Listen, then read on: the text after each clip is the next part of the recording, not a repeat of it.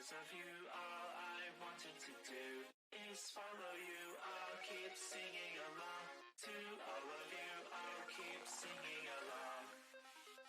I'm on top of the world because of you. All I wanted to do is follow you. I'll keep singing along to all of you. I'll keep singing along. I'm thinking me good, wee you. I'm thinking me good, wee you. I'm thinking me good, wee you. I'm thinking me good, wee you. Me good.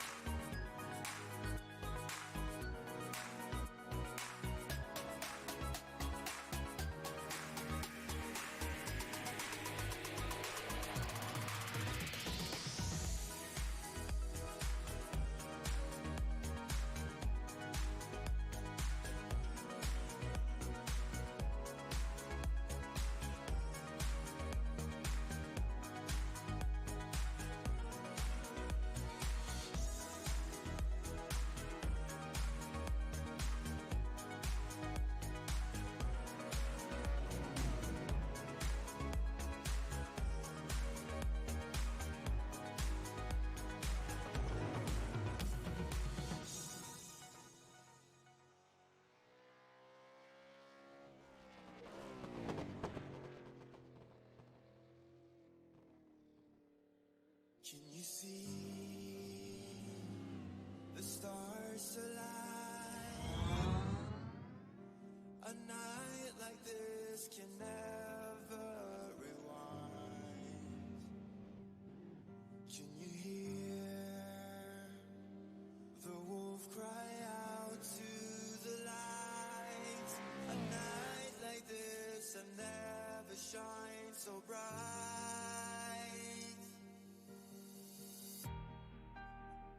Take a couple steps back as you hear me start to howl. Take a couple steps back when I lose all control.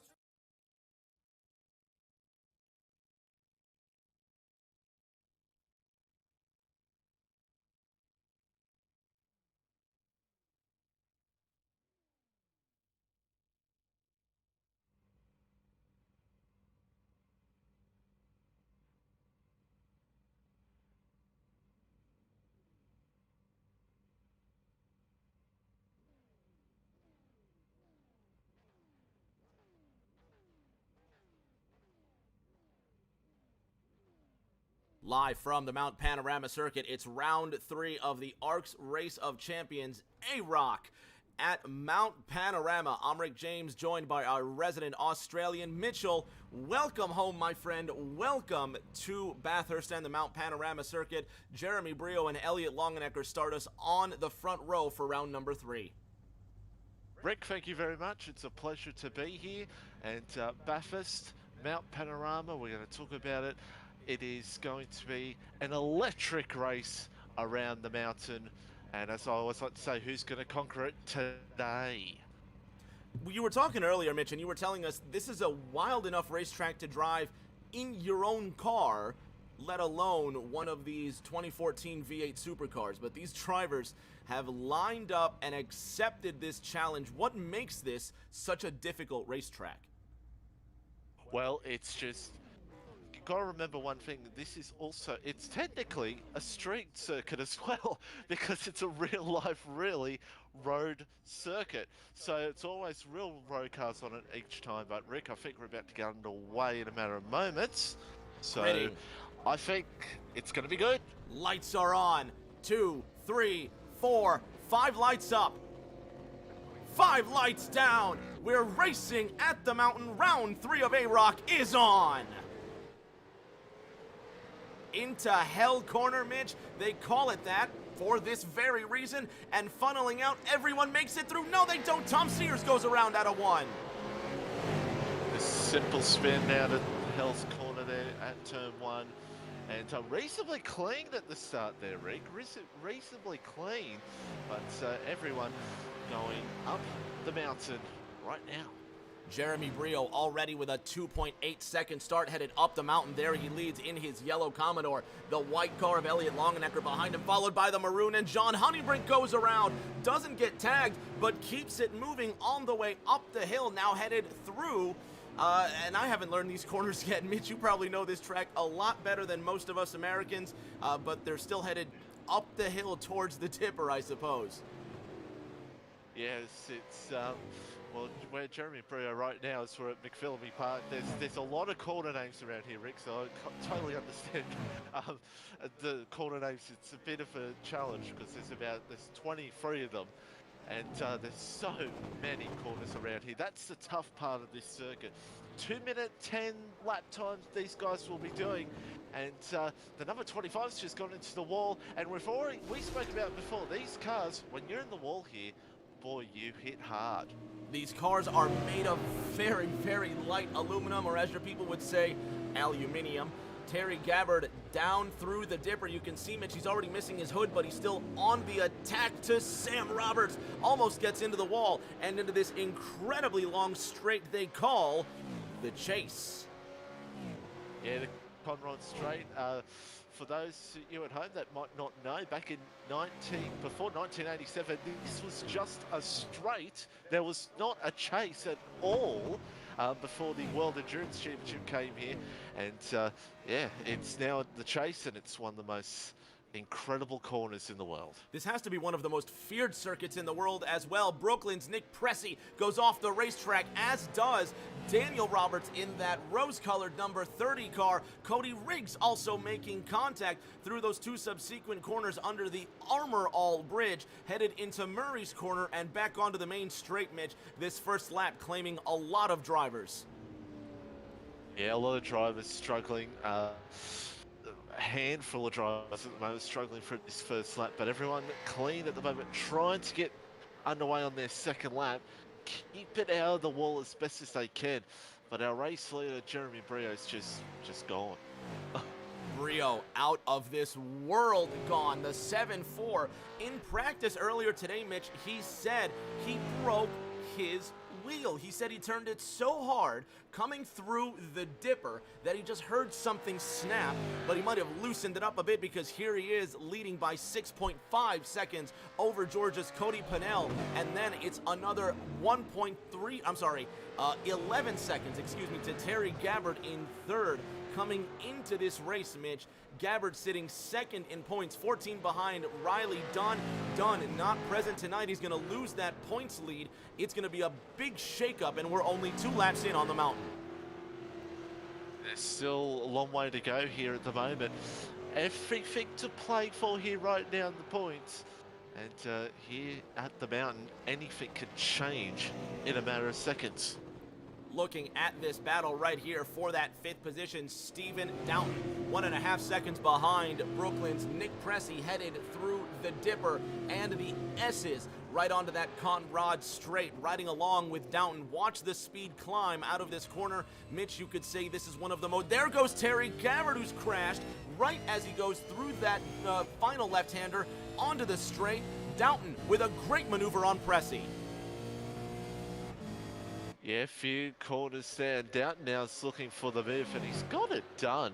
You want to get it done before the chase, because side by side into the chase can be end in badly, and badly it can. And cleanly for at the moment, but Downton's actually gone off. Downton's gone off. Nick Pressey picking up the slack, now on the attack, headed into Murray's under the Armor All Bridge, and look at this collection of cars here. Pressey's down pit road getting repairs. John Honeybrink now moving up to the 5th position. He's going to move into 5th. There it is on Nick Pressey. Tom Sears with the attack on Stephen Downton. Right to look for it, Hell's Corner. Hell's Corner is the corner that at turn 1, you can't really get the move done unless you're up far enough.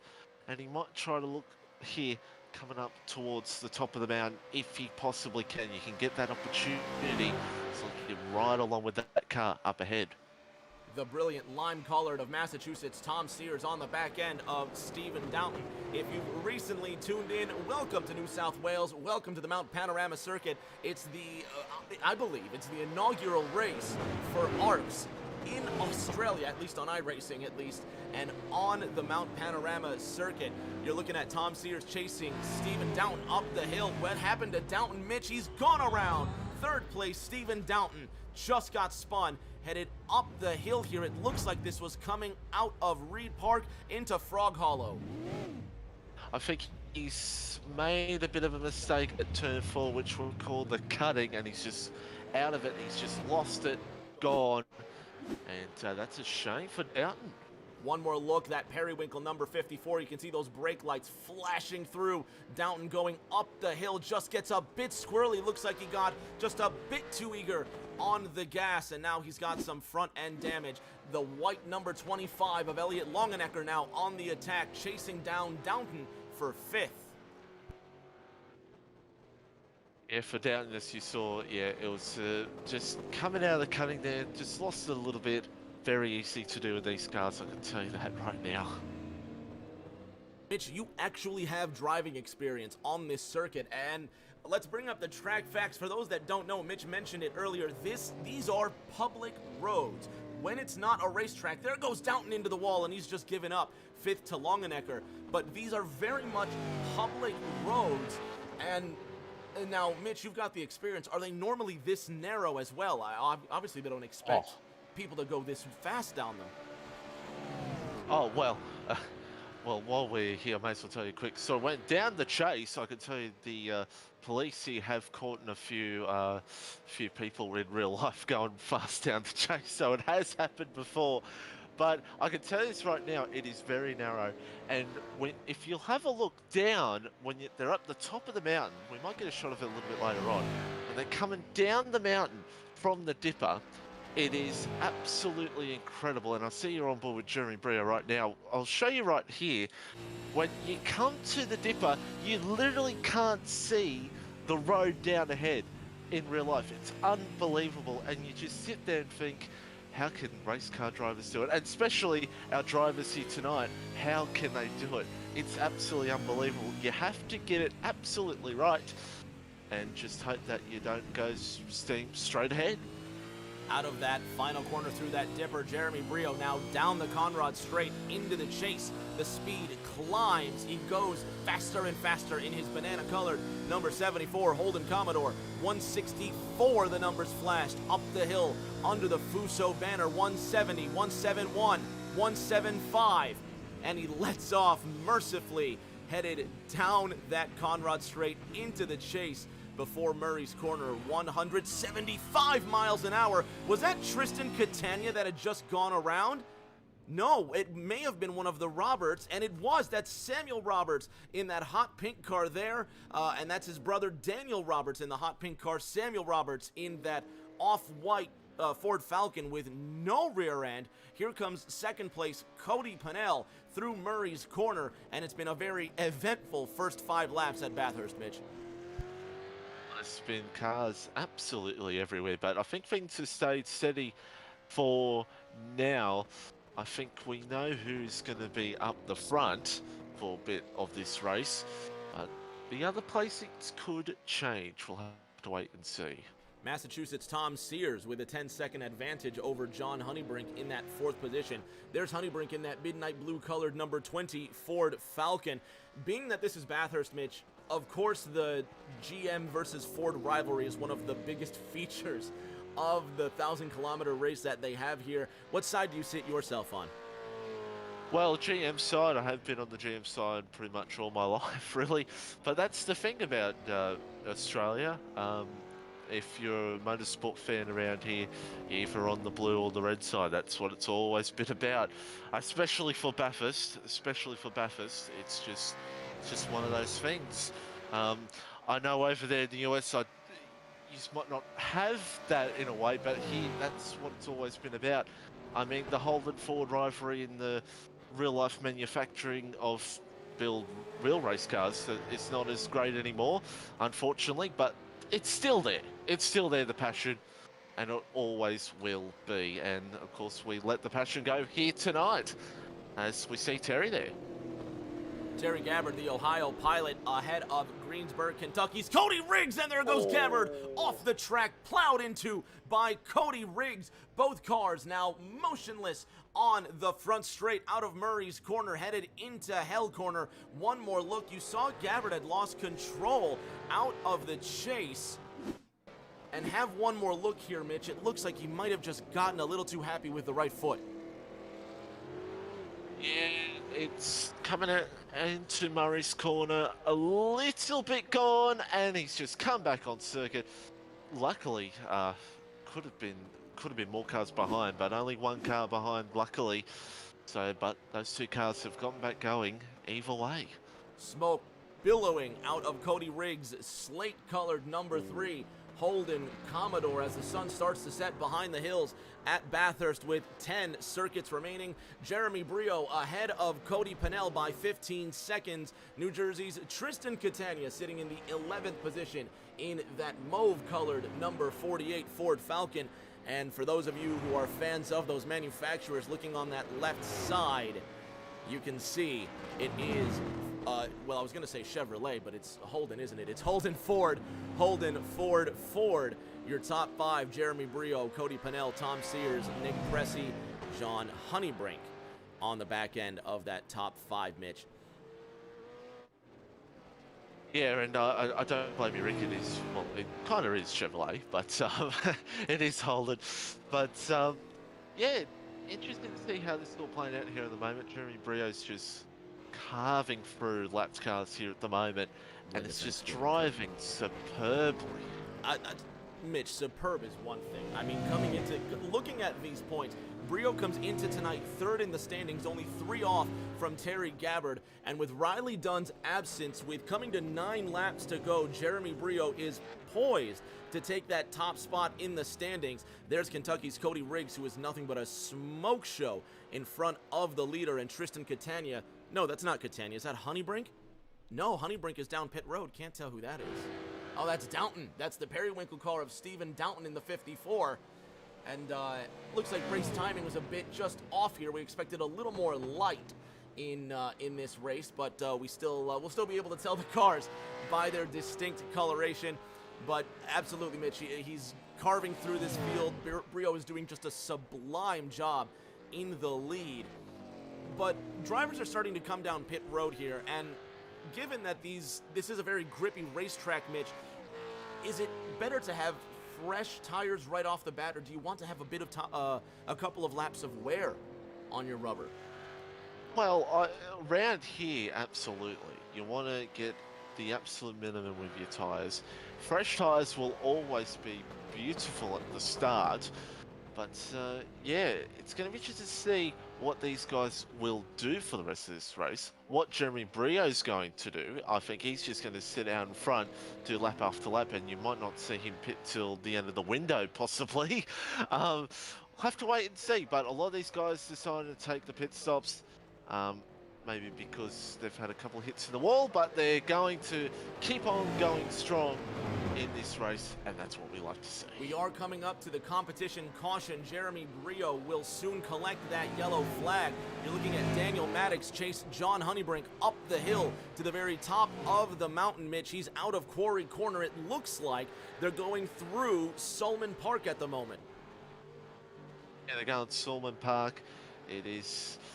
You've got to also look out for around here is the metal grate as well. Yes, the metal grate. There's a metal grate on top of the mountain, which is always a tough part of the circuit. And going down Brock's skyline after the legendary Peter Brock, who won this race 9 times. And for another tough part of the circuit, the dipper, the S's, because around here, this part of the circuit, I'll tell you from real life, it's so easy to hit the wall around this part of the circuit. And the number 10 has gone into the wall. Daniel Maddox demonstrating. Thank you, Dan, for actually, you know what? You couldn't ask for better timing. And I know it's unfortunate for the Virginia pilot, but you got to give it up to Dan Maddox. That was a very, very well-timed demonstration. Luckily, we're coming up to this competition caution. Jeremy Brio out of the chase up into Murray's Corner. The lights illuminating the path ahead. And the yellow flag should be coming out this time by with 8 laps to go. And we're still green here. So it looks like we may continue past the competition caution point. Cody Pennell sitting in that second position there ahead of Tom Sears by 19 seconds. Then it's Nick Pressey in that 4th position. 37 seconds is his advantage to 5th place. Elliot Longenecker. Dan Maddox coming across the line in the 7th position. Terry Gabbard, who came into this race with the points lead, Mitch, in the pit, getting his repairs. It looks like he might be out of his 2 pre-assigned fast repairs. Yeah, it looks like so. He's had a bit of a tough night so far, as we've seen. And I can tell you this right now, when Bathurst bites, it bites hard, and it has bit hard for him tonight. Terry Gabbard sitting in that 14th position. Justin Williams in the 13th spot. He's now behind Daniel Maddox, who's peeling away. Williams with a mostly undamaged race car doing a great job up in that 13th spot. Jeremy Brio still leading this race as we just jinxed Williams. Hits the wall there, now he's motionless. But it's been a valiant effort for a lot of these drivers, Mitch. We were saying today they have not seen this track before, and it is one of the most challenging circuits on planet Earth. I want to apologise to Justin Williams here for the commentator's curse, but yes, it is. It's one of the most challenging circuits, not just here on iRacing, in real life, and that's why we see so many drivers just absolutely love it. Absolutely love it. And actually, I've just gone on board here. Cody Pennell has gone around at Forest Elbow. Wow. Cody Pennell motionless there. There's traffic coming right up to car 28. They avoid him. Maddox, does he kick the tail around? Then he spun it. Maddox has gone around trying to avoid Cody Pennell, and now this is the fight for 2nd place between Cody Pennell and Tom Sears, separated by a half second, and there is the competition caution that comes out as Jeremy Brio crosses the line. Cody Pennell will have 2nd, Tom Sears will have 3rd, and we can finally catch our breaths, Mitch. The top 3 have not come down pit road, where it looks like Terry Gabbard has just left the pits with a repaired race car as we fall under the competition caution. So strategy is going to be the name of the game when drivers get their repairs. Oh, absolutely. Strategy will be very important around here, and you're going to see that with these drivers to get the right strategy they want to make the perfect run towards the end of this race. We're going to restart with approximately 5 laps to go. Let's talk to our race leader, Jeremy Brio, and see how he's enjoying his race, if at all. Thus far, it is quite the difficult difficult racetrack. Jeremy Brio, Rick James, and Mitchie in the booth. You got me, bud? Yeah, I got you, Rick. Welcome to New South Wales, Jeremy. You having fun? Yeah. This is the first time I've been here on the sim. I literally bought it 20 minutes before I showed up for practice. So, yeah, this is a lot of fun. The only cars I've seen so far is the pace car and some lap cars. That's it. Now, you've got to make a pit stop here because the car doesn't have enough fuel to go to the end. The resident Australian next to me, Mitch, is just thoroughly impressed here. Mitch, I swear I didn't know he bought this track 20 minutes before. This guy's unbelievable. Well, I just want to ask Jeremy a real question. What do you think of Bathurst?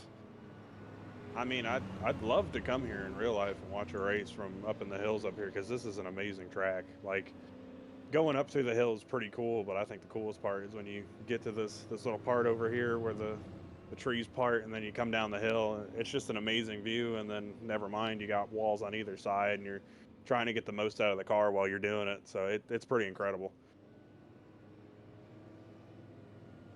Beautiful sight indeed, Jeremy. It's got to be one of the hardest tracks that we'll see all year, however. What's got to be the hardest part of this circuit for you? Honestly, the curbs. The curbs are the worst part with these cars because as soon as you get on them and you throttle up, the wheels just spin to an impossible point to where you can't save the car. So keeping it off the curbs is pretty hard, especially from when we're running stock cars all the time and you got to use the curbs to be fast. So yeah, it's way different with these. Mitchell, any last-minute words of advice for Mr. Brio? Not hit the wall. Well said. Not hit the wall. All right. That's basically it. Best of luck, Jeremy. Keep it in one piece, buddy. Hopefully we talk to you at the end. All righty, thanks, Rick. Good advice, Mitch. I mean, you know, as far as advice at Bathurst goes, I think don't hit the wall has to be not only some of the most poignant, but, you know, short, simple, to the point. Well, especially at a circuit around here, you have to absolutely be careful and hit the wall, because the thing about this circuit is we've seen that here tonight already. You hit the wall once on the left, you go right into the right, and that's the thing about this track. It's incredibly narrow, and it just looks like it's so hard to get along with. However, the drivers are managing it wonderfully, and we're going to see a shakeup here because the top three have not come down to pit. Nick Pressy's being scored in the 4th position, and he pitted on lap 2, but he doesn't have enough fuel to go the distance. Matter of fact, I don't think most drivers, if any, have the gas to go the distance. John Honeybrink not coming down pit road and taking a big gamble in that 2-0. Yeah, fuel, they'll definitely all have to come in for fuel, and that's what they're doing right now. It'll shake this race up hugely here with how things are going to go. So this is going to be an interesting last few laps to see how it's all going to shake up throughout the pack. It is quite a long pace lap here, so we're going to let everybody get their ablutions, get their repairs. Fans at home, we're going to take a 2-minute break. We'll be back in 2 minutes with the conclusion of DI9 Designs AROC from Mount Panorama.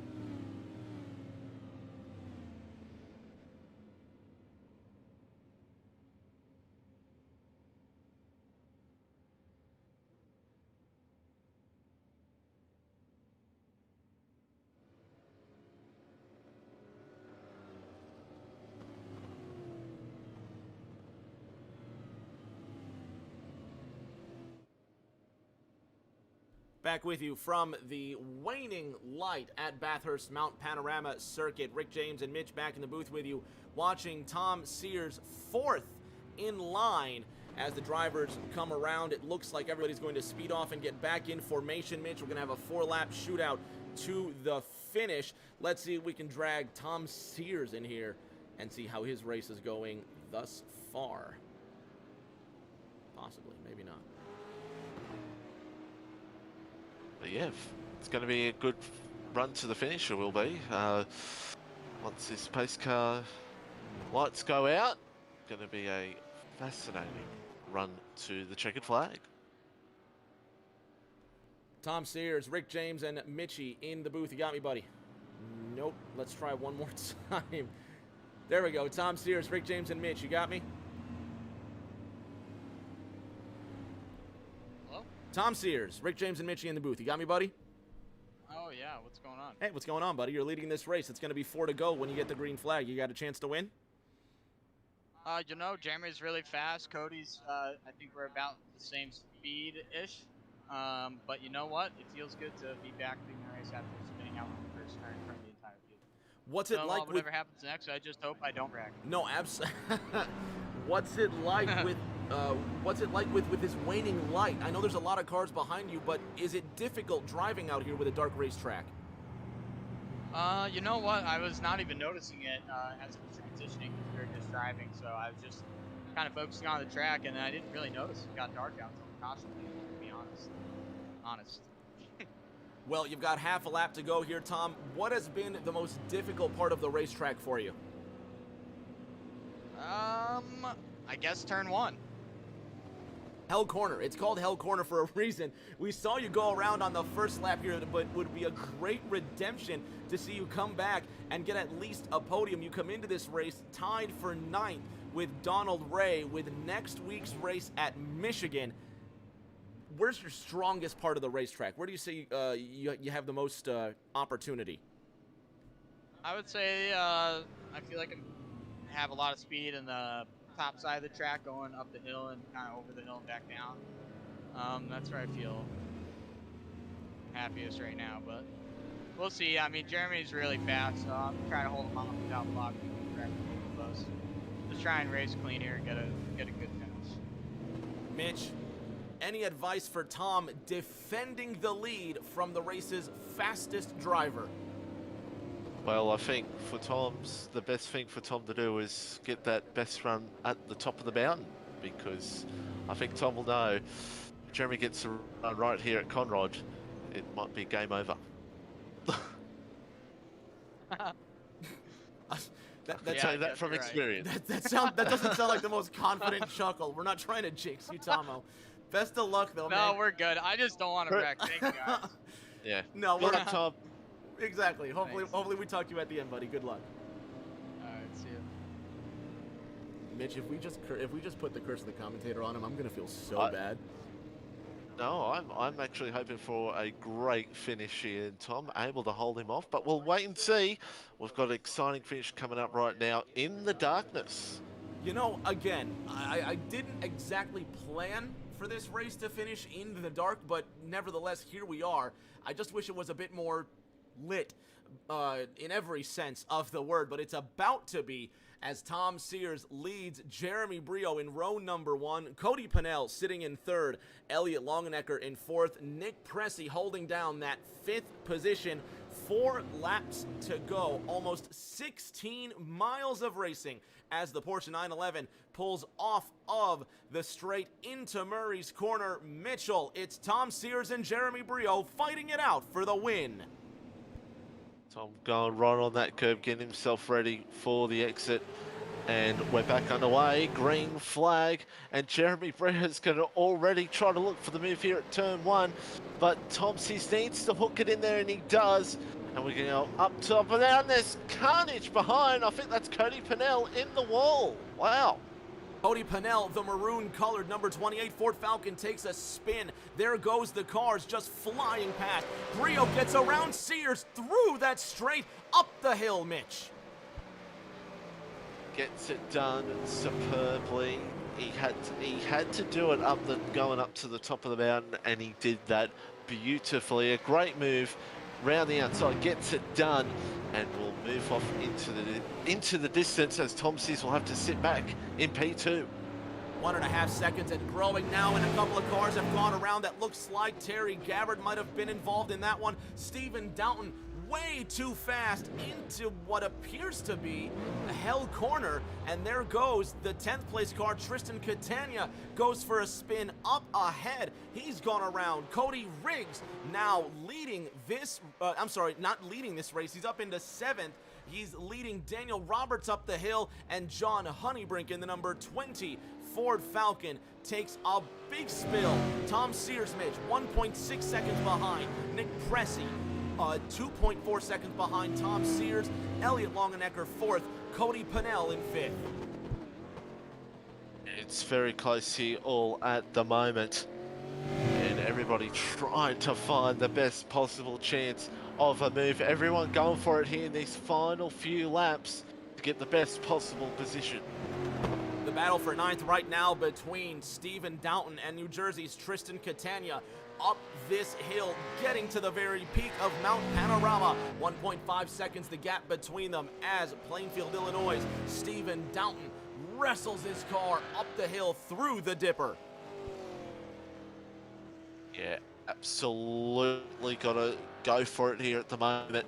And boy, these guys are absolutely finding it with the wheel here at the moment to get the absolute best possible time they can find within these cars. We just saw Nick Pressey dipping down pit road. Right behind him is that Cody Pennell. It is Cody Pennell who's coming down pit road. COT Tommy says, let's go, Lurkin. Cheering on 2nd place Tom Sears out of hell corner, flying up that straight, up the mountain. It'll be 2 laps to go next time by. 1.8 seconds the gap. Brio not able to pull away as quickly as we expected, Mitch. He hasn't pulled away too much at the moment, so he will have to keep an eye on that if the pressure may get to him slightly. But few laps to go now, has to stay on it straight, get it absolutely beautifully right. And I've been on board with him a couple times. He's had a couple of close moments within the wall, so it's going to be interesting towards the finish. We appreciate the fans sticking through. Despite the darkness, you saw Lurkin Tom Gaming, as he's known, going off the racetrack there, down this incredibly dark hill, chasing down Jeremy Brio. 2 laps to go, this time by Brio, leading in the banana-colored 74. Tom Sears chasing in his lime-colored Holden Commodore. Sears goes around, going up to that penultimate corner before the Conrad straight. He's got a 20-second advantage to Elliot Longenecker in the 3rd position. Sears with a bit of a bump to that back wall, Mitch. What a run the Massachusetts pilot had. Pretty much did the exact same thing Cody Pennell did earlier in the race, and we've seen that a few times here tonight. So drivers not getting perfect under brakes and the Forcello, and still in P2 either way, but he was challenging Jeremy Brio for the lead, so I'm a bit disappointed with that. You're looking at the challenge for the 6th position now. Cody Riggs in that number 3 slate-colored car has the advantage on John Honeybrink in the midnight blue number 20 Ford Falcon, going down through that dipper. I'm sorry, this is Daniel Roberts in the 30 car that we're riding along with, not Honeybrink, pardon me. Roberts chasing down that slate-colored car of Cody Riggs, and he's got a great run down the Conrad straight, Mitch. Daniel Roberts now looking to see if he can get this run in the dark. It can be, it'll be absolutely scary to try to go for this move here, but he sits in behind for now, and Cody Riggs holds on, and there is someone stopped up ahead, but he's, I thought Daniel Roberts was looking for it there, but didn't look for it enough. Nick Pressey went off the racetrack earlier, only 3.4 seconds ahead. John Honeybrink in that midnight blue number 20, 4 seconds ahead of New Jersey's Tristan Catania, and there goes Honeybrink off the racetrack from the Conrad straight. Catania closing the gap in his mauve-colored number 48 Falcon. There's Honeybrink up ahead off the track once again, and Catania effortlessly moves into 8th. such a difficult straight, and of course the darkness can't help here, Mitch. Oh, absolutely not, especially if you've got a car next to you. Looking at Jeremy Brio now, you can barely see that yellow color on that number 74 Commodore. He's got a 16-second advantage to Tom Sears, who's got an additional 16 seconds on Elliot Longenecker. And despite the gap between these cars, Mitch, it's been quite an eventful race, and we had quite a battle there at the end. And battles all over this racetrack, and it's still going on. Look at this. Daniel Roberts involved. Getting fishtailed up that mountain. There, you just saw it right there. Elliot Longenecker, has he crashed? Something's wrong with Longenecker, Mitch. Third place, slow up the hill. Let's see what happened. Oh, Elliot Longenecker, I think he may have done what we've seen before with Tom Sears, possibly. And he, oh no, he's actually just gone too deep. Hit the wall at the Falcon Forest elbow. So, yeah, that's a shame. 20 seconds now, the gap to fourth place, Cody Pennell, who comes down the Conrad Straight in his maroon-colored Ford Falcon. There you can, well, you can barely see the car in that darkness there, speeding down the straight, headed into what they call the chase, backing it down, and 18 seconds is the gap now to Elliot Longenecker. Jeremy Brio, 14 seconds ahead of Tom Sears. There, now we can tell who's who. Just a brilliant race thus far, and it's going to be a big shakeup to the points. Daniel Roberts not giving up, though, Mitch. Yeah, Daniel Roberts not giving up and trying his absolute best to go for some possible late moves in this race. Trying to get one more point from Cody Riggs. All the drivers 11th and down on the points. They will score 1 point. But there's Nick Pressey up ahead in 5th. Mitch, this is going to be a three-way fight for the 5th position. Into hell corner, Jeremy Brio now through the dipper. Back to this three-way fight. Yeah, it's going to be an intense three-way fight here at the moment. These three are going to battle towards the end of this race. Pressey holding on, Riggs not far behind, and Roberts looking hungry to go for any possible move he can find. Up the mountain, Jeremy Brio coming down through that Conrad Straight. If he can hold it together, he's going to collect that checkered flag. Cody Pennell in 4th, 12 seconds behind Elliot Longenecker. Now he has to get on it. Nick Pressey 7/10 ahead of Cody Riggs. Daniel Roberts in the distance, now going up that hill, so tight. Back to Jeremy Brio. He's through the chase. He's going to win. Mitchie, Nick Pressey barely holding on to 5th.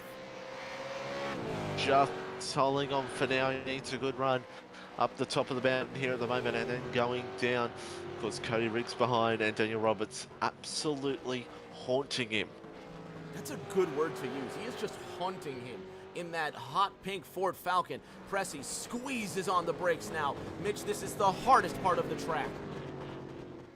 Absolutely hardest part of the circuit, but this is the part of the circuit you need to try to find to make up most of the time you can get, so you can get that run down Conrad Straight and go for the move, which Daniel Roberts is going to try to look for here. Tom Sears has that 2nd place finish. Elliot Longenecker, he's only 4 seconds ahead of Cody Pennell. Can he hold on through one more corner? He shall. Nick Pressey with the advantage. Cody Riggs, where's Daniel Roberts? Has he binned it? Mitch, Roberts bins it on the Forest elbow. Yeah, at the moment there, and he is gone. So now it's Pressey and Cody Riggs, but I think the positions will remain unchanged. Pressey trying to stay on the track with Cody Riggs only 3/10 behind him. Coming up to the checkered flag, this is for 5th. Pressey in the gold Falcon. Riggs in the slate-colored Commodore, coming to the inside there. Gives him a bit of a bump, challenges him, and Riggs goes around on the final corner. And Pressey holds on to the 5th position. Jeremy Brio getting the W and doing a little celebrations there. Mitch, I think it's time to pack up here and get these drivers into someplace they can see. Absolutely right, and credit to Riggs there, tried his absolute best going for that move, and that's what everyone did here tonight, going for every possible move they could find in an absolute sensational Bathurst race. Not a bad run for ARC's first race on the mountain. Fans at home, we're going to gather our top 3 and put this difficult race to bed. Don't go anywhere. We'll be back with podium interviews in just a moment.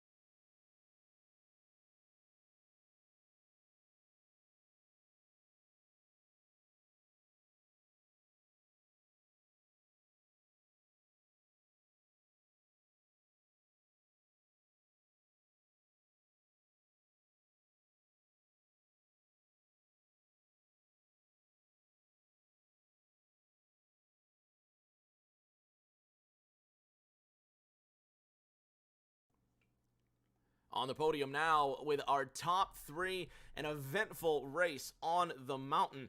Elliot Longenecker getting our 3rd place finish tonight on Mount Panorama. Elliot, congratulations on that bronze medal. How did you survive that race tonight? It was tough. I messed myself up right away. First lap, I put it into the wall, had to pit for a fast repair. Next lap, did the same thing. Had to use up both my fast repairs at the start, which was terrible. So then I had to just kind of survive there until the end. And I thought maybe I had a shot there on that after the caution, but the 94 car just wanted to, shoot it into the corner and spin me into Cody, and apologize to Cody. He was having a good run, and so hate that. But yeah, it'd be nice if 94 would show a little more patience there. And then lap cars were just all over the place in the way, trying to race leaders hard, and that was irritating. But it was survival. That's what got me here, and it was fun. I'm glad you had fun. That's what's most important to hear. We're going to see you next week at the 2 Mile Michigan Oval. Can you get another 3rd place finish there? Oh, I want to win next week. I'm ready for an oval.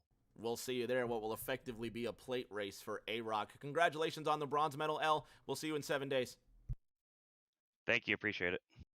Mitchell, we're going from Virginia to Massachusetts. You've got tonight's silver medalist. Well, Tom, we talked to you before the race, and we may have put a curse on you, but still P2. Talk us through that one with the darkness at the end. You were there with Jeremy a little bit for the last couple laps, and then that mistake cost you some time, but still P2. Talk us through that. Yeah, first I just want to say to Jeremy, great race. He was extremely fast, so props to him. A great win. Yeah, I mean, this is the first day I've ever raced this track on iRacing. I've raced it on Forza before, but I've never raced it on iRacing, so I got that and then entered this race. So literally every lap was the learning, me learning this track. So that was really fun. I can't even believe I got P2 after being so slow when I first touched the track. So, and then at the end there, I just kind of snapped on that hairpin and went towards the wall. So I didn't damage the car too bad. Still able to get P2, but congrats to Jeremy on that. That was interesting race. Very tough track. Super narrow. Very narrow road course. Yeah, indeed it is. Next week in Michigan, well, how do you feel there? Just trying not to use up the fast repairs. I assume we're going to have some pretty decent pack racing. So just try and keep my nose clean and see if I can go out there and get another podium. Yeah, I agree. I think pack racing next week is going to be very interesting. Congrats on the P2, and we'll hand over to Rick. Thanks. Once again, congratulations to Tom Sears in that second place finish. Our race winning interview brought to you by the good folks over at DI9 Designs, the Chase Elliott custom graphic design page on Twitter, Facebook, and Instagram at DI9 Designs. They post graphics on all platforms multiple times a week on top of taking requests on all types of logos, Chase Elliott wallpapers, iRacing schemes, and more. Follow and DM them for more details. They are not affiliated with Hendrick Motorsports or Chase Elliott. Be sure to use code DI9Designs for free shipping on your diecast and merch orders over $20 on CircleBDiecast.com. And now the winner. Driver of the yellow number 74 Holden Commodore, Jeremy Brio. You have conquered the mountain and you get the first place finish at Mount Panorama. That's got to be a great boost for you headed into next week at Michigan.